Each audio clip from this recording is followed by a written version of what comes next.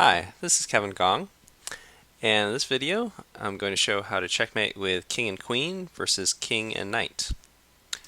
So the first thing you'll notice here is that I don't actually have a queen yet. Basically I want to show the relationship between the king and the knight first, because it's very important that obviously you don't want to get forked first of all, and you also don't want the side with the knight to just keep checking you forever. So let's just start with this, where the king and the knight are diagonally opposite each other. So in this position, the black knight can check the white king in two different ways. It can go to c3 or f6. Okay, so let's say it goes c3. The next position is where the pieces are opposite each other, just two squares apart. And here the knight can check at d1 and d5. Okay, so let's look at knight d5 check. And then the other close position is where the pieces are right next to each other, and then in this case the knight can't check the king at all. Okay, so let's say he moves away, and let's look at this position. So here they're at the corners of a 2x4 box, and the knight can give check at e4 and d7. Okay, so let's say knight, or I think I said d4, I meant e4. Okay, so let's look at this position. Here the pieces are three squares apart on the same line, and there's no way for the knight to check the opposing king. So let's say it moves here. Okay, and here they're diagonally opposite in a 3x4 box, and there's no way for the knight to check the king. Okay, so let's say it moves there.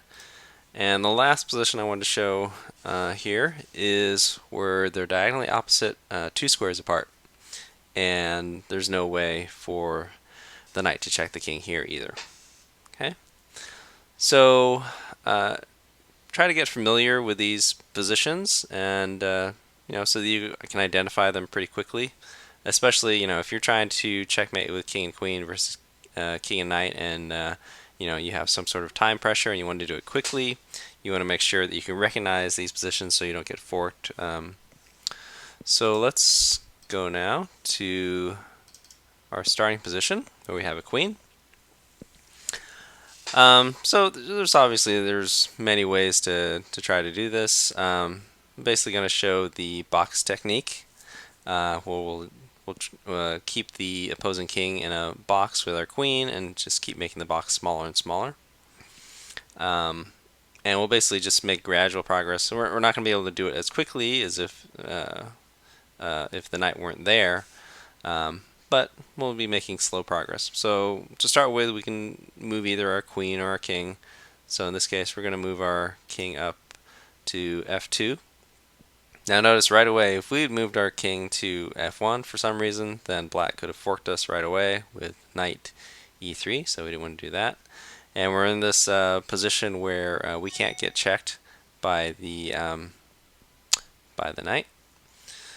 So if you're black, you basically just want to try to keep your king as close to the center as possible and keep your king and knight close together. As we saw, if you saw the video I made with the king and queen versus king and bishop, if the pieces get separated, then the queen can usually fork the king and the minor piece. So you want to keep the king and the knight close together as much as you can. So in this position, black keeps the king in the center, just moves to e4. So now we can move our queen up, and obviously if black tries to block, we'll just take the knight, so we can't do that. So, okay, he stays in the center, he's at d4 now, and now we've got our box. Okay, it's a big box, it's a 5x7 box that the black king has to stay inside of, and so we'll try to keep that king in there. So, keeping in mind those relationships between the king and the knight, we could move the king up here and be safe knowing that the knight can't check us. Okay. So here black retreats, and now we can bring a queen up to d3, making the box smaller. Now note that if black moves the king to d6, trying to get out of the box, then we can just move our king up to e4.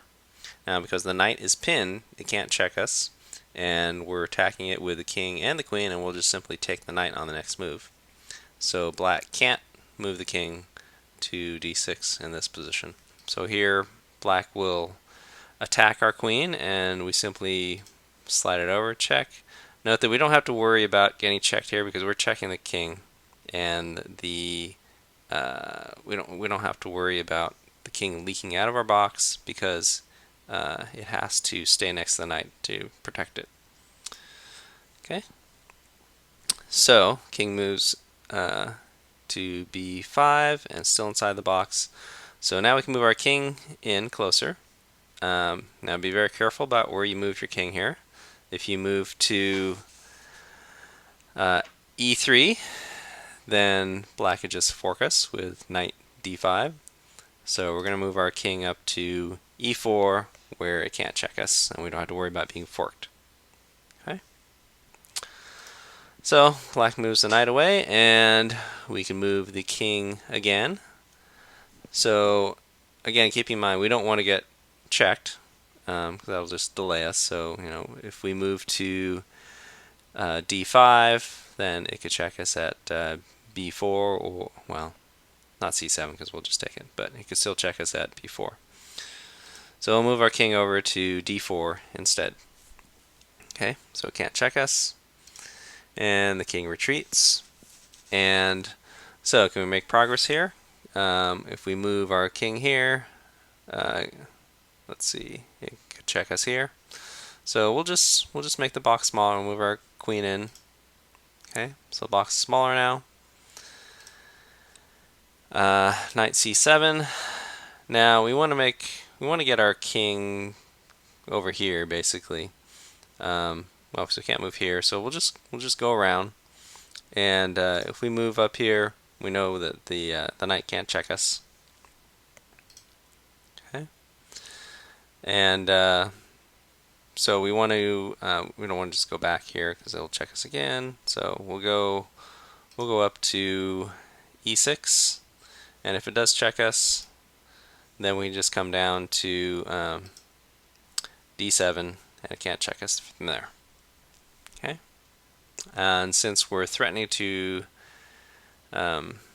take the knight, it has to move away, and then we can move queen d6, forcing the king to the edge of the board. Now in this position, normally if the knight weren't around, we would just move queen b7, keeping the king on the a file, and then we can move our king in to proceed with a checkmate. But we can't do that because the knight would just go to c5, forking us. So what do we do here? Well, we don't actually have to worry about the king escaping off the a file right now because if it moves to b4, we'll just take the knight. So we can just start moving our king down. Just move it to d6, and we can't get checked. Now it can attack our queen, but that's fine. We'll just move it down to the b file. That's where we wanted it anyway. And now black is threatening to escape to b3, but that's okay. We can just move here, attacking the knight, and he can't move to b3 now because we'll just take the knight. Notice we can get checked here, but we're not going to get forked, so that's fine. So in this position, if we move our king to c4, then we'll just get checked again. So we'll just come on out to d4, attacking the knight. So the knight moves back, And obviously, if we move to king to c3 or c5, we'll get checked again. So we'll just move straight ahead to king c4. Okay, so now we're finally threatening checkmate.